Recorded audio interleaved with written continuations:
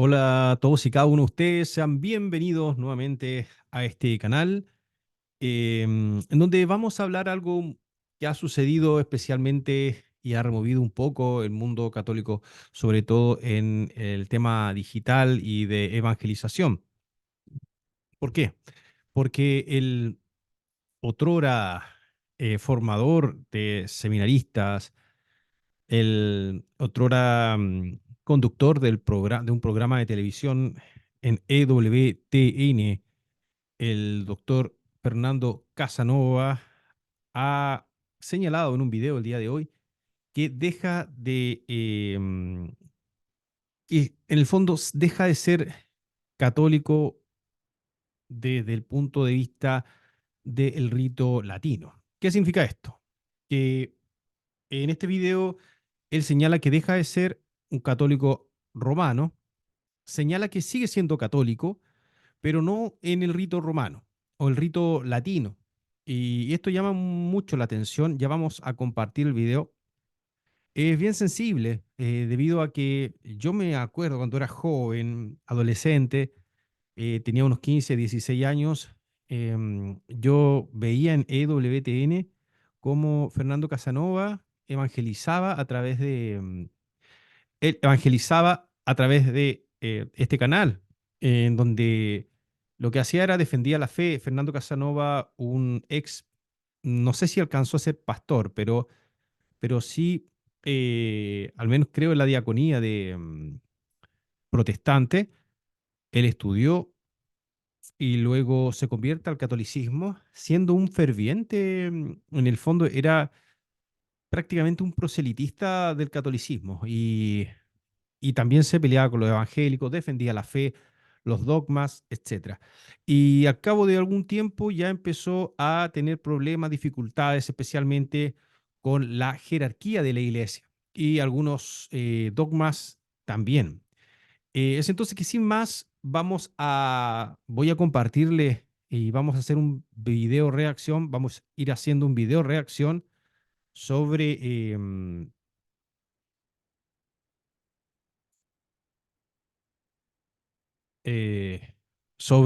lo que ha sucedido con nuestro hermano que ya ha dejado la Iglesia Católica, em, Fernando Casanova. Bien, es entonces que ya compartir, lo voy a compartir, le voy a dejar de compartir acá, voy a compartir de nuevo y vamos a ir reaccionando a este video de Fernando Casanova. ¿M? Y bueno, iniciamos entonces. Dos aclaraciones. No, no es cierto que me voy de la Iglesia Católica. De donde me estoy yendo es de la Iglesia Católica de rito latino que tiene su sede en el Estado del Vaticano. En este video espero darme a entender. Por favor, escuchen mis razones principales al respecto, pero antes permítanme Señalar que estoy en 1.5 de velocidad para ir analizando este video. ¿Ah? dos aclaraciones. Primera aclaración. Cuando aquí diga Iglesia Católica Romana o expresiones derivadas, no lo hago como desprecio o de forma peyorativa, sino solo para ser más específico. Porque el término católico no se limita a la iglesia que tiene su sede principal en Roma, sino también a otras iglesias antiguas que conocemos como orientales y también más allá, y también más allá.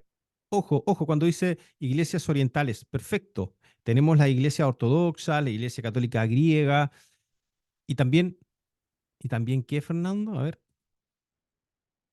En Roma, sino también a otras iglesias antiguas que conocemos como orientales y también más allá, y también más allá. Porque Más allá, más allá. entre otros datos objetivos, sabemos que la nota de catolicidad quedó fijada en los credos apostólicos y niceno para referirse a toda la cristiandad y no solo a la iglesia de Roma. De hecho, la iglesia oriental de Antioquía es más antigua que la de Roma y de la que hay pruebas concluyentes de que fue establecida o acompañada por Pedro, Pablo y Bernabé. Eso es cierto, pero eso no desacredita a la iglesia católica, apostólica romana. Segunda aclaración.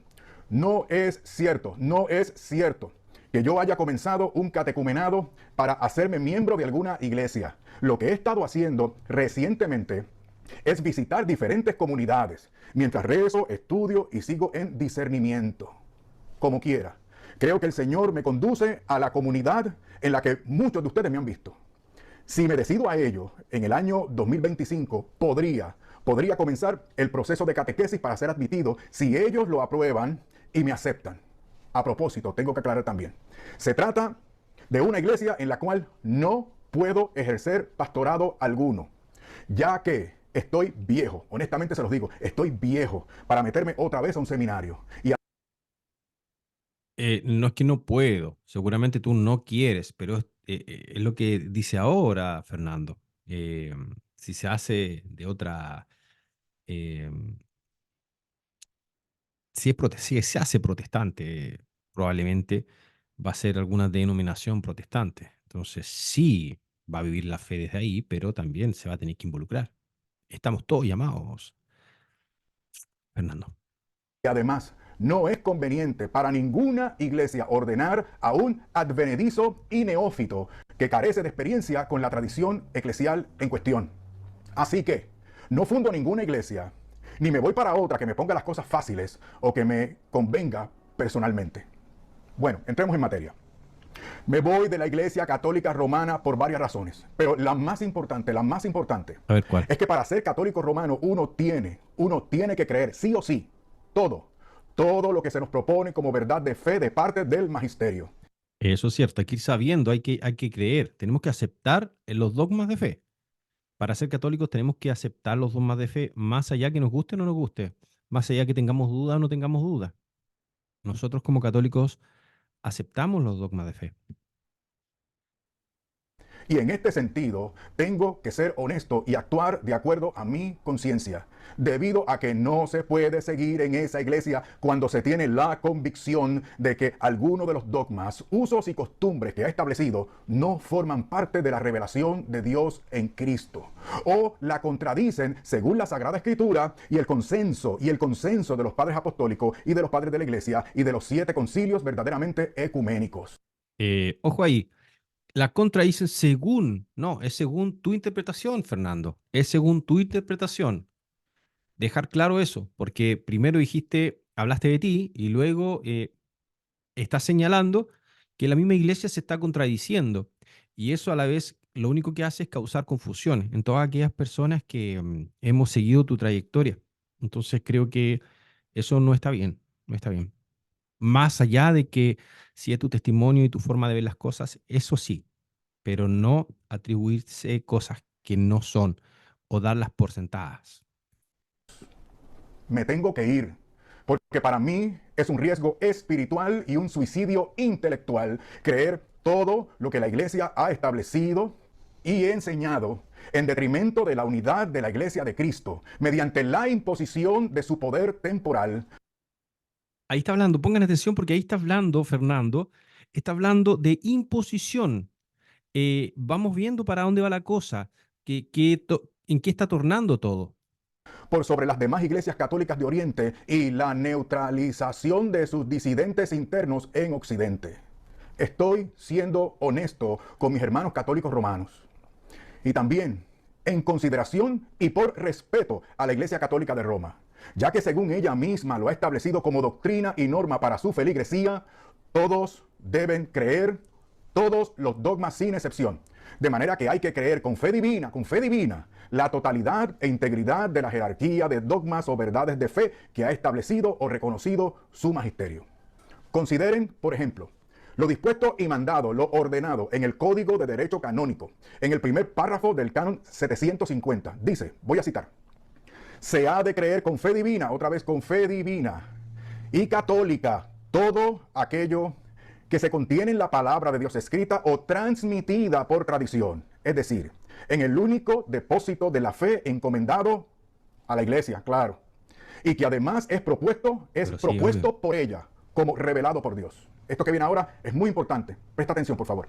Ya sea por el magisterio solemne de la iglesia, ya por su magisterio ordinario y universal, que se manifiesta en la común adhesión de los fieles bajo la guía del sagrado magisterio. Por tanto, todos están obligados a evitar cualquier doctrina contraria. Pero fíjate también en esto. Fíjate también que esto que les acabo de citar de forma íntegra es parte de una sección que se dedica a la función de enseñar en la iglesia. Se refiere a la función de enseñar en la iglesia. De manera que, para enseñar y predicar en la Iglesia Católica Romana, hay que sujetarse a todo lo definido y enseñado por el magisterio eclesiástico. Eso es claro y eso es evidente. Eso no nos contradice. Lo que está diciendo Fernando, en este caso, él está dando razón hasta el momento, está dando razón de algo de lo que él no está de acuerdo, que nosotros como católicos nos tenemos que sujetar a lo que dice el canon de la Iglesia Católica, tenemos que sujetarnos a los dogmas, a la enseñanza, a la doctrina de la Iglesia. No podemos arrancarnos con nuestras propias interpretaciones. Podemos pensarlo, podemos discutirlo, pero no podemos enseñarlo.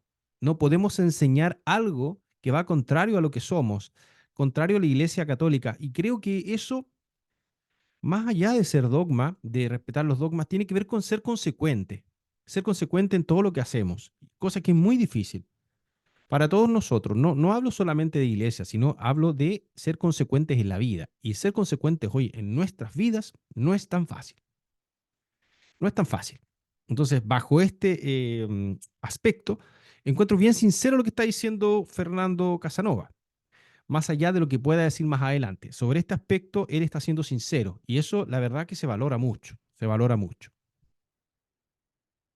Porque para ellos, esa jerarquía de verdades de fe tienen como fundamento de enseñanza y supervisión a la infalibilidad de la Iglesia expresada a través de sus obispos primero y del Papa como expresión máxima y definitiva. Y entonces díganme, ¿qué debo yo hacer cuando descubro por la historia como ciencia, según han tenido que reconocer muchos eruditos católicos, que muchas creencias... Descubre, él dice que descubre. ¿Cuándo descubre, Fernando? Si usted ya había hecho el doctorado, Fernando, había enseñado en la iglesia, ¿cuándo lo descubre? ¿Lo descubre ahora? ¿Y qué eruditos? ¿Podría señalar, podría decir qué eruditos? Porque si señala así también podrían ser palabras al viento. Lo que sí, yo respeto mucho la opinión de Fernando, pero creo que también está intentando justificar algo de lo cual todavía no habla, pero yo creo que lo va a hablar.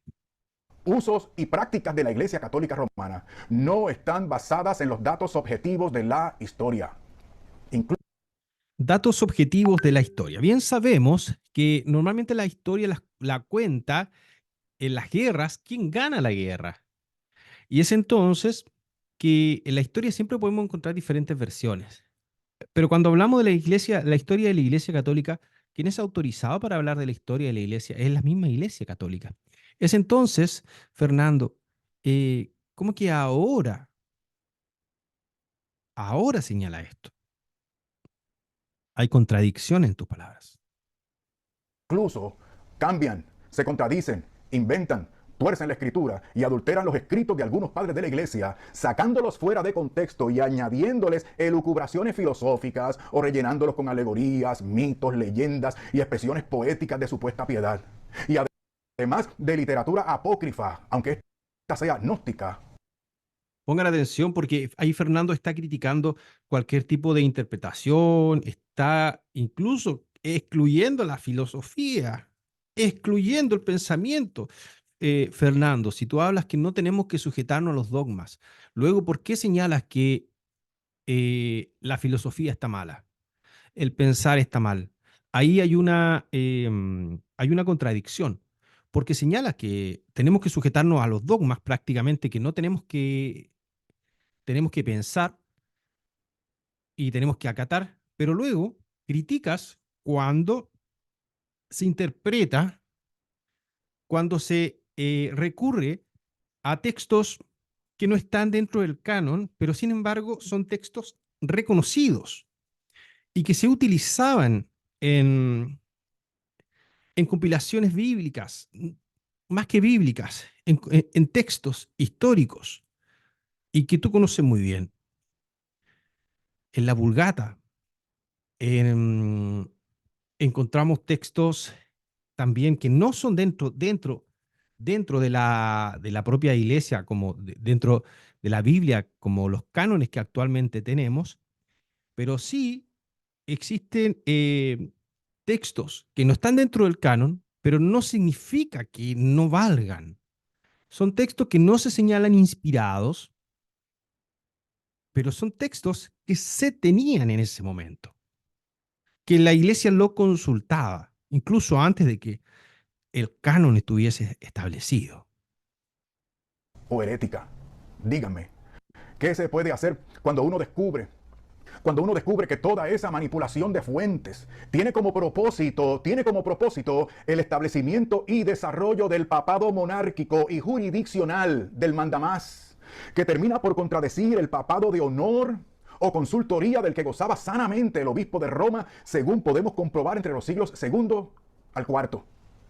Luego uno comprueba que a partir de esa época comienzan disputas vergonzosas por el poder y la supremacía imperial que concluyen con el Papa como jefe, señor, vicario de Cristo, sumo pontífice, vicario de Cristo y sumo pontífice. Si nos damos cuenta, las palabras de Fernando simplemente están haciendo, están e intentan desacreditar el primado de Roma. Intentan, es un reclamo, es decir, yo no acepto que el Papa tenga la autoridad, no acepto que el Papa sea el sumo pontífice, y lo peor de todo es que señala que todo fue una manipulación para lograr esto. Y si bien, Fernando, esta puede ser una interpretación tuya muy personal y quizá de otros cuantos, no significan que esa interpretación sea la verdadera. Entonces, Fernando, esto solamente sería una interpretación parcial, una interpretación personal tuya, lo que no significa que sea la verdad. Porque si criticas a Roma, seguramente vas a criticar y criticas la infalibilidad también. Entonces, si dices que el Roma no es infalible, mucho menos vas a hacerlo tú y tus interpretaciones personales o de un grupo de personas respecto de la iglesia. Es entonces que tú tampoco eres infalible, Fernando. Es así que es totalmente entendible la interpretación, quizás la rabia, la pena, la tristeza que tenga Fernando, no con las personas, ojo, no con las personas de la iglesia, pero sí con algunas personas, con la jerarquía, con la historia, porque ha llegado al convencimiento de que es así para él. Y si bien nosotros no lo compartimos, es su pensamiento y nosotros no podemos hacerle la guerra a Fernando. Más bien tenemos que orar por él y hablarle y orar y amarlo. Etcétera. Me he dado cuenta de que ese papado monárquico y jurisdiccional no tiene nada, repito, ese papado monárquico y jurisdiccional no tiene nada que ver con San Pedro y su identidad y posición en la iglesia primitiva. Eso es, ¿ves? Él desconoce la sucesión apostólica. Y aquí es donde también es complicado. Uno se sorprende cuando descubre sofismas como el siguiente. El Señor le dio las llaves a Pedro. Las llaves expresan también poder jurisdiccional o contienen también poder jurisdiccional y garantía de infalibilidad. ¿Y de dónde concluyen una cosa con la otra? Pero continúo. Y Pedro fue el primer papa con las facultades del papa de ahora. Por lo tanto, el papa de Roma es sucesor directo de Pedro. ¿Ven? ¿Se dan cuenta? Es un sofisma, un argumento falso con apariencia de verdadero. O sea, premisas falsas que conducen a conclusiones equivocadas. Simplemente está haciendo un juego de palabras aquí, Fernando, para justificar su posición, que es muy respetable, como dije, pero no puede arrogarse tener la verdad. Fernando, usted no puede arrogarse tener la verdad. No puede hacerlo. Pero si es que ni siquiera se puede demostrar por medio de la Biblia, ni de los padres en general, ni la historiografía, que Pedro haya tenido sucesor inmediato, ni que las listas contradictorias de papas que hoy tenemos sean correctas. En cuanto a la Sagrada Escritura, entiendo que no podemos adulterar los textos desde ideas preconcebidas. Por ejemplo, Mateo 16, 18. Bien, Si uno se atiene a la estructura de ese texto en su contexto, verá fácilmente que la idea que resuelve Mateo 16-18 es la identidad de Jesús como Mesías e Hijo de Dios, y no la entidad de Pedro como jefe máximo de la iglesia. De manera que la piedra sobre la que el Señor establece su iglesia es la confesión que hace Pedro en representación de los demás apóstoles. O sea, como representante de los 12 y no como su jefe. Y si la intención era que Pedro fuera el primero como jefe manda más, ¿por qué entonces en la primera diócesis de Jerusalén el obispo en propiedad era Santiago? Eso del papado como lo entienden ahora basado en este texto es una inclusión tardía. De hecho, la mayoría de los santos padres interpretan eso de sobre esta roca como se los he tratado de explicar aquí, y nada que ver con una jefatura de Pedro. Ustedes pueden descubrir esto en padres como Orígenes, Ambrosio, Cipriano y Beda, entre otros. Pero también tenemos San Juan, Evangelio según San Juan, capítulo 21, versículos 15 al 18, en donde algunos creen que se establece la primacía jerárquica de San Pedro sobre los demás en cuanto al cuidado y administración de la Iglesia universal. Ahí, una vez más, miran el texto desde el papado jurisdiccional, un anacronismo tremendo, y se despegan de la idea general del texto, en el cual trata sobre el restablecimiento, de eso trata el texto, sobre el restablecimiento de San Pedro en su ministerio, del cual él pensaba haber caído por sus 3 negaciones. O sea, que ahora San Pedro era certificado para pastorear el rebaño del Señor junto a los otros apóstoles, dado que a ellos se les había otorgado también el poder de atar y desatar para extender la gracia que viene del cielo, según Mateo capítulo 18, versículo 18. Miren, no quiero cansarlos. Sí, Fernando, creo que tus argumentos hasta ahora intentan decir de manera sólida y teórica por tus motivos teóricos y doctrinales de los cuales tú te vales para irte de la Iglesia Católica. Porque como tú señalas, no, yo no me voy de la Iglesia Católica, me voy de la Iglesia Católica Latina. Perfecto. Pero si te vas de la Iglesia Católica Latina, ¿a qué Iglesia Católica estás? ¿En cuál Iglesia Católica estás? Porque no dices en qué Iglesia Católica estás. No estás haciendo común unión con la Iglesia Católica de Oriente o de Occidente. Sin embargo, te comento, Fernando, y bien tú bien lo sabes, y no espero que veas este video, sino lo hago de manera retórica, hablándote. Em, Fernando, probablemente tú al decir que sigues siendo católico, estás asumiendo una versión bien nueva, una versión bien nueva de la catolicidad. Serías un católico protestante, una cosa así, para entenderte. Porque si te vas a la iglesia luterana, claramente serías un protestante, querido hermano Fernando.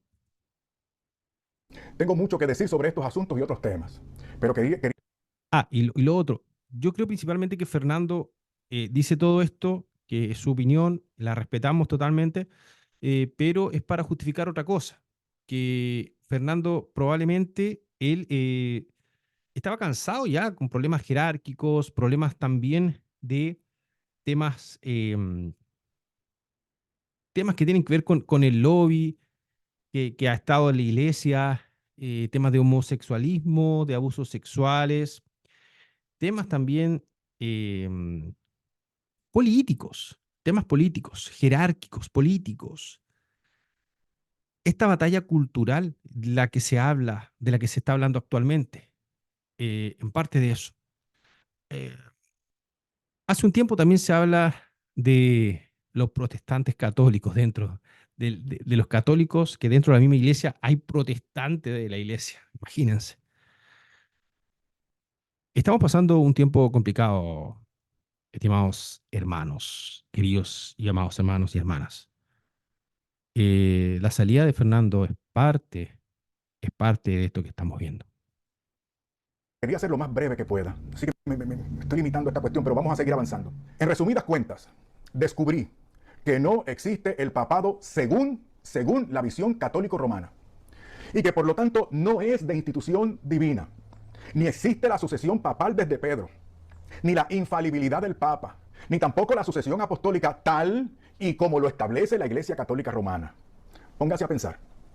¿Por qué debemos dar como legítimos a muchos supuestos sucesores que debieron haber sido nombrados con las condiciones establecidas para ellos, según lo ordena Dios mismo, a través de San Pablo en su segunda carta a Timoteo, capítulo 3, versículos 1 al 16? Pero si incluso para nombrar asistentes, o sea, para atender viudas y servir mesas, se debían verificar directa y personalmente sendos requerimientos, como se mira en Hechos capítulo 6, versículo 3. Sin embargo, a esto alguien me podría responder que debido a los retos actuales hay que acomodarse y cambiar las cosas. A lo que yo respondo, basado en eso mismo, ahora tenemos una tolerancia y hasta contubernio con la perversión progre, el wokismo. Porque supuestamente hay que actualizarse y lo revelado por Dios en tal o cual asunto ya no está vigente, porque son otros tiempos, tú sabes. Fernando, la perversión ha existido siempre en la iglesia. Ahora, tampoco vamos a desconocer que, como dije hace poquito, sí, la iglesia está siendo invadida de este Eloi. Es cierto. Y basado Y basado en ese mismo principio de cambio conveniente y mayor comodidad, le pueden privar la copa de la Eucaristía a los fieles, los fieles son los que siempre terminan privados de su derecho a ser asistidos pastoral y sacramentalmente como lo dispuso el Señor Jesucristo, y tal como se acostumbraba, hasta que el Concilio de Constanza cambió la norma establecida por el Señor en la institución de la Eucaristía, y lo hicieron en el siglo XV. Pero, pero si es que ellos mismos reconocen que el sacramento de la Eucaristía se significa mejor y más plenamente mediante la participación con las dos especies. Miren, hay que reconocer, lo reconozco, que excepciones a la norma divina de comulgar tanto el cuerpo como la sangre del Señor pudiera variarse en ocasiones graves y extremas. Pero ¿por qué han convertido en uso y costumbre lo que deben ser poquísimas excepciones puntuales y de radical urgencia? Esta es la respuesta. Por comodidad de los clérigos. Y así, una vez más, los pobres fieles perjudicados, oprimidos por la primacía y la conveniencia y comodidad de los señores que mandan y disponen según su criterio y no según el precepto divino. Ahora bien, Antes de seguir escuchando a Fernando, si bien él señala por la comodidad de los clérigos, bueno, puedo decir que sí, pues, está claro que hay clérigos que son muy cómodos, pero también ahí están los otros que no son tan cómodos. Y claro, yo le digo también y comparto eso, me encantaría que en las misas, en todas las misas, poder consumir el cuerpo y comer el pan y tomar el vino, el cuerpo y la sangre. Pero hoy en día nos enfrentamos a dos problemas ante eso, que no solamente sería algo excepcional ante los dichos de Fernando, puesto que, por ejemplo, el primer problema, falta de clérigos. Hay una escasez tremenda y falta de sacerdotes que hace que parroquias no tengan párroco, que hace que parroquias no tengan párroco. Es lo primero. Chile, por lo menos mi país, tiene una escasez de sacerdotes. Y eso yo no lo llamo comodidad, al contrario. Y bueno, si nos damos cuenta, por ejemplo, en este domingo pasado, en la misa de mi capilla, el sacerdote se enfermó y no pudo asistir a la misa. Es entonces que en su lugar estuvo un diácono y el diácono celebró la liturgia de la palabra. Y la escasez, que no es comodidad, eh, sino es que se viven distintas realidades. Y en esa capilla, como no había sacerdote, no habían especies consagradas, se tuvo que ir en busca de especies consagradas a otra capilla. Por lo tanto, falta de sacerdotes. Eso no es comodidad, por lo menos en mi país. A menos que nos vayamos a Polonia, y Polonia excepcionalmente es uno de los países que tiene más sacerdotes, pero en mi país no. La lejanía, los lugares remotos, para que lleguen sacerdotes, para poder comulgar. ¿Cuán difícil es que, por ejemplo, acá en mi capilla se pudiese comulgar? Imagínense si tuviese que ser siempre con el vino también.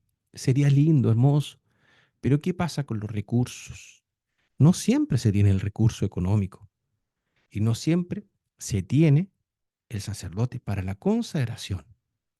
Estamos enfrentando problemas logísticos también hoy en día, también logísticos.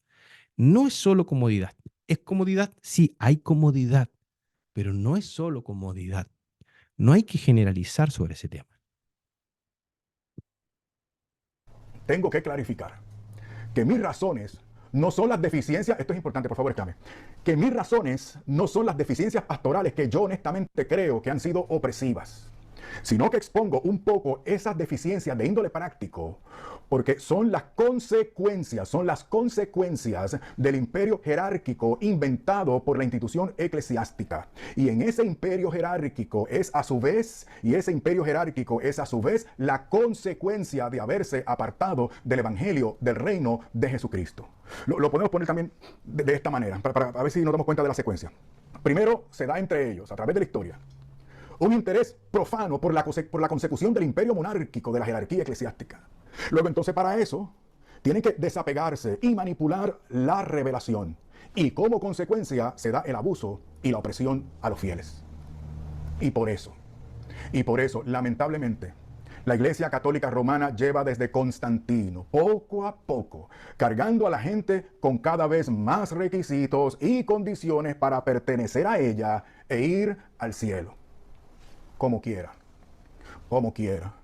A todo aquel que adultere la palabra de Dios y abuse de las ovejas de Cristo, se les podría aplicar lo que dijo él, el Señor, a los líderes religiosos que creían ocupar la cátedra de Moisés. En Marcos capítulo 7, dice el Señor: en vano me rinden culto, enseñando como doctrina preceptos de hombres. Dejando el mandamiento de Dios, os aferráis a la tradición de los hombres. Astutamente, concluye el Señor, astutamente violáis el mandamiento de Dios. En consecuencia, la manifestación visible, que algunos llaman subsistencia, la manifestación visible del cuerpo místico de Cristo no puede reducirse o limitarse a ninguna iglesia particular. La catolicidad verdadera de la Iglesia de Cristo se manifiesta de forma visible cuando y donde los creyentes en Cristo se unen para predicar el evangelio correcto y dispensan los sacramentos establecidos por Jesucristo personal y directamente, como consta en el Santo Evangelio. Ahí la estamos liando. Es peligrosa esa declaración. ¿Por qué?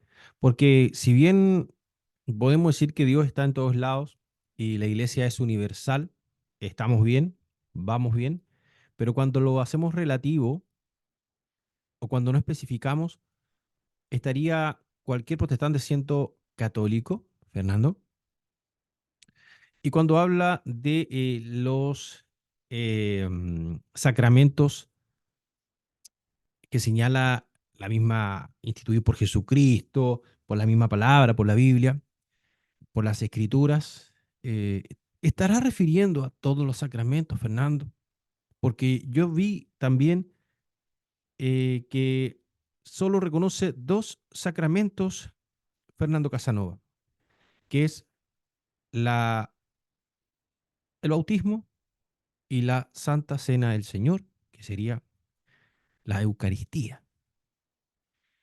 Y es entonces que ahí estamos relativizando, ahí estamos relativizando. Por eso digo que es peligroso.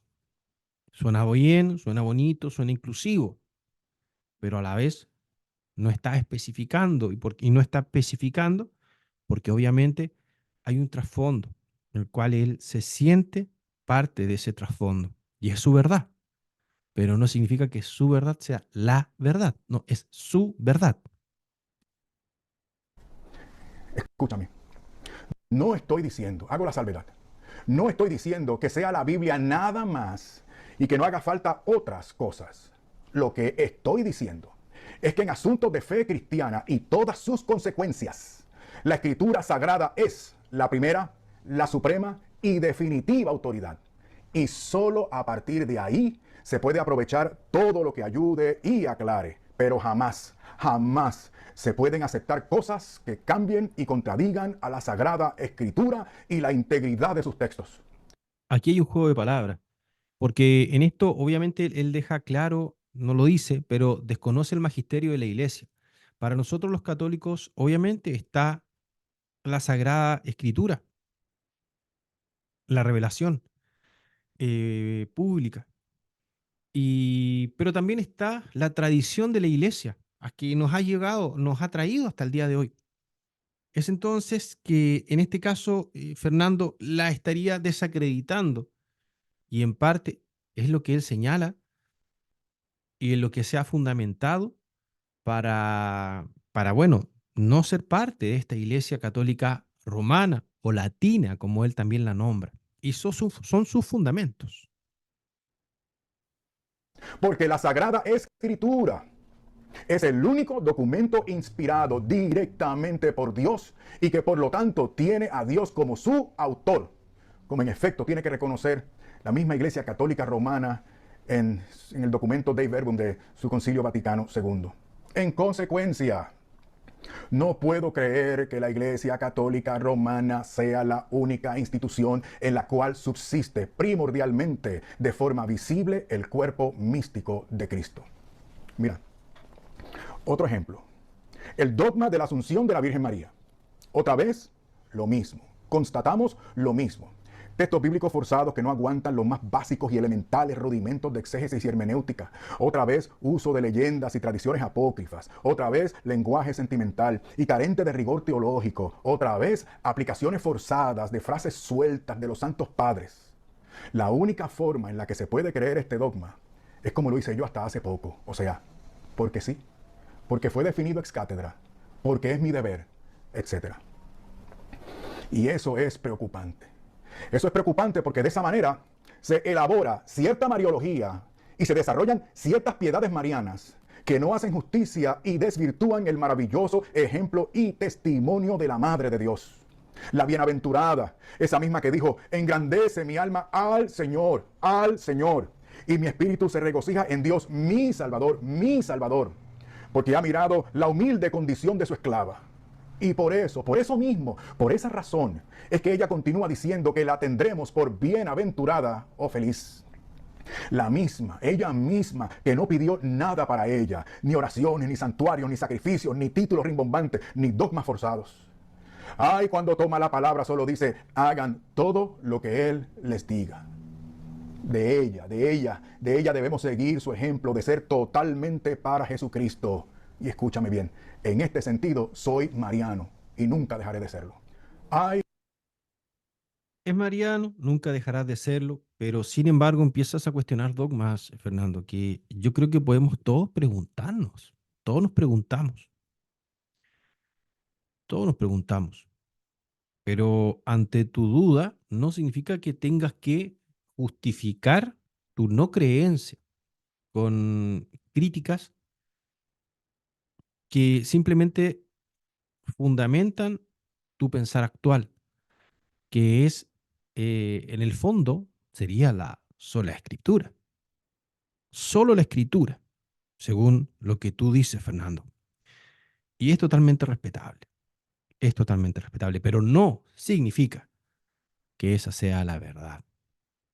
Es tu verdad, es tu creencia, pero no es la verdad de todos los católicos, no es la verdad. otras razones doctrinales de mi parte que mueven mi entendimiento y voluntad para irme oficialmente de la Iglesia Católica Romana, pero nunca a alejarme de mis hermanos de esa iglesia. Aquí seguiré semanalmente en este canal para servirles a todos, a todos. ¿Y Obvio que te sirve, pues, hermano Fernando, te sirve. qué de mí ahora? ¿Y qué de mí ahora? Mira, le respondo haciendo mías las palabras que se le acreditan a un sacerdote y monje católico romano del siglo XVI. Mi conciencia está cautiva de la palabra de Dios. No puedo ni quiero retractarme, puesto que no es prudente ni recto obrar contra la conciencia. No puedo proceder de otra manera. Aquí estoy. Que Dios me ayude.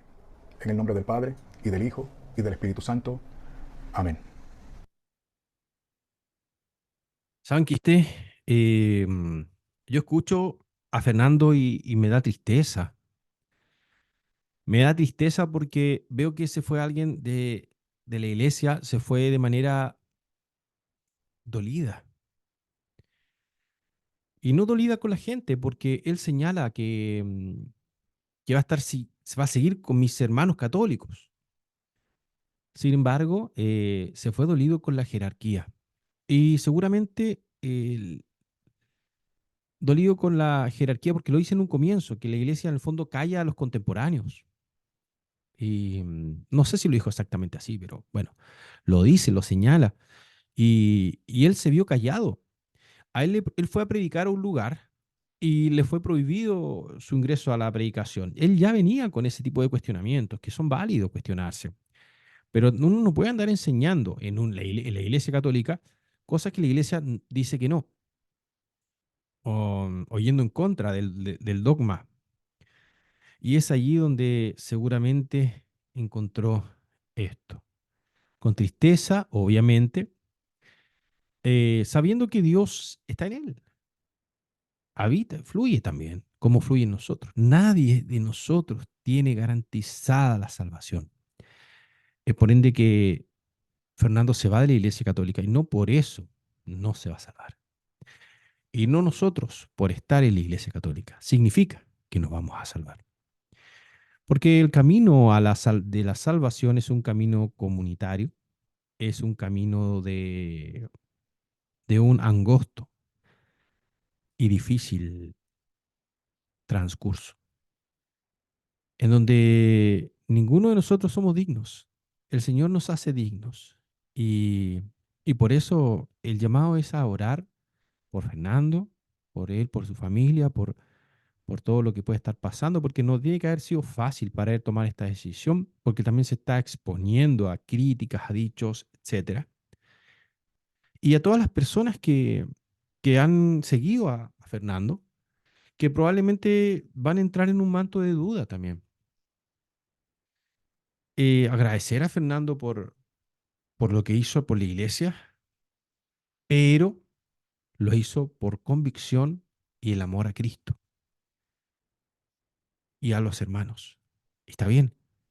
Ahora los hermanos que son católicos y que se han convertido a causa de Fernando Casanova, por el testimonio de él, les corresponde, les correspondería orar por la salvación del hermano Fernando Casanova. Junto con la de él, luchar por la propia, la salvación propia. Lo que me corresponde a mí también, mi propia salvación y la de mi comunidad, mi familia. No es fácil, pero confiamos en el Señor que un día nos veremos todos en su presencia. Dejamos todo en las manos del Señor y en las manos de nuestra amada Madre la Virgen María, diciendo: Dios te salve María, llena eres de gracia, el Señor es contigo. Bendita eres entre todas las mujeres y bendito es el fruto de tu vientre, Jesús. Santa María, Madre de Dios, ruega por nosotros pecadores, ahora y en la hora de nuestra muerte. Amén. Nos cubrimos con la sangre de Cristo nuestro Señor, en el nombre del Padre, del Hijo y del Espíritu Santo. Amén. Nos vemos en otro video. Los invito a que se puedan suscribir si les ha gustado este tipo de contenido, a darle like al video, dedito hacia arriba, y presionar la campanita, porque si presionan la campanita significa que les va a avisar cada vez que vayamos subiendo video. Muchas gracias. Nos estamos viendo en otro video. Dios les bendiga.